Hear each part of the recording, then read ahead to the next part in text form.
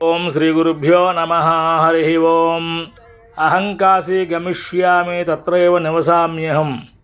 కాశీ కాశీ కాశీ అని 3 సార్లు అనుకుని గంగానదిలో స్నానం చేసుకుని ఎక్కడ ఉంటే అక్కడ కాశీగా భావించి నివసిస్తే చాలు, కాశీలో ఉన్నంత ఫలితం లభిస్తుందని శాస్త్రవచనం. అయినా కాశీకి వెళ్ళాలి, కాశీలోని 10 రోజులు ఉండి జపం చేసుకోవాలి, పారాయణం చేయాలి, దైవ దర్శనాలు చేసుకోవాలనే కోరికతో బయలుదేరి నేను మా అన్నయ్య గారి అబ్బాయి వెళ్ళాము. 10 రోజులు అక్కడ ఉండి జపాలు పారాయణలు చేసుకున్నాము.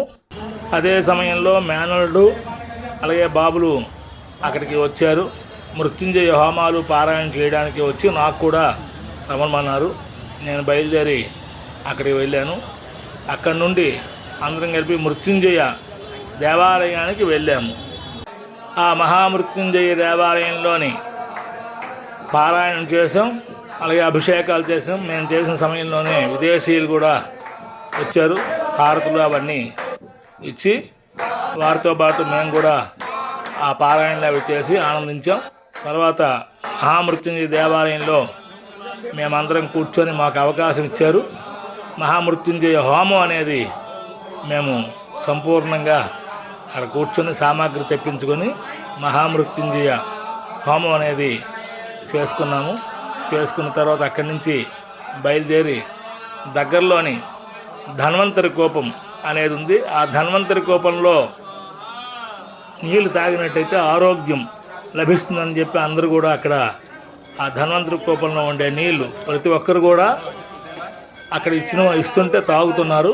అలాగే బాటిల్స్కి అది చెంబులతోని వాటితోని పట్టుకొని ఎవరెళ్ళకి వాళ్ళు తీసుకొని వెళ్ళి వాటిని అందరికీ ఇస్తున్నారు. అందరూ కూడా ఆ మృత్యుంజయ దేవాలయంలో ఉండే ధన్వంతరి కూపంలో నీళ్లు తాగుతున్నారు. వాటితో పాటు మేము కూడా అక్కడ ఆ జలాలు, ఆ నీళ్ళు అనేవి ధన్వంతరి కూపంలో ఉన్నటువంటి నీళ్ళు అనేవి తీసుకున్నాము. తీసుకొని అక్కడ ఉన్నటువంటి వారిలోని ముఖ్యంగా మౌనిస్వామి అనే స్వామీజీ ఉన్నారు. అతను ఎవరితోని మాట్లాడరు, నిరంతరం దైవసేవ ఏదో పని చేస్తూనే ఉంటారు.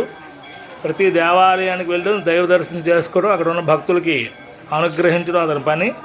అక్కడ ఆ స్వామీజీ అందరికీ నీళ్లు పోస్తున్నారు. మేము కూడా అతను ఇచ్చిన ఆ నీళ్ళు అనేవి తీసుకున్నాము. ఆ ధన్వంతరి కూపంలో నీళ్ళు తాగిన తర్వాత బయలుదేరి అక్కడి నుంచి భగవంతుడి పరమేశ్వరుడికి అనుగ్రహించినందుకు పరమేశ్వరుడు నమస్కారం చేసుకొని బయలుదేరి వచ్చాము. స్వస్తి.